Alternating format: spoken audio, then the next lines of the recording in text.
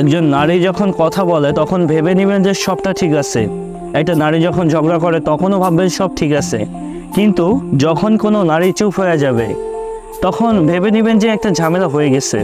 কারণ নারীদের জন্য চুপ হয়ে যাওয়াটা হচ্ছে লাস্ট একটা স্টেজ। একটা নারী ব্যাখ্যা করে, কথা বলে, কনভিন্স করে, ফাইট করে, আর্গু করে, আবার কান্নাও করে। কিন্তু যখন তার কাছে মনে হবে যে সব কিছুই বৃথা, just waste, she get silence, সে একেবারে চুপ হয়ে যাবে। একটা নারী বাহির থেকে কখন শান্ত হয়ে যায় জানেন? যখন সে ভেতর থেকে একদম ভেঙে চুরে তছনছ হয়ে যায়, একদম শেষ হয়ে যায়। এই জন্য একটা নারী যখন চুপ থাকে তাকে কথা বলার সুযোগ করে দেন, তার কথাগুলো শুনুন, জানতে চান। কারণ একজন নারীর চুপ থাকা যদি বেশি সময় ধরে চলে তাহলে ভেবে নেবেন যে আপনি আপনার শখের নারীকে হারিয়ে ফেলেছেন। আমার এই কথাগুলো না মনোযোগ সহকারে শুনবেন।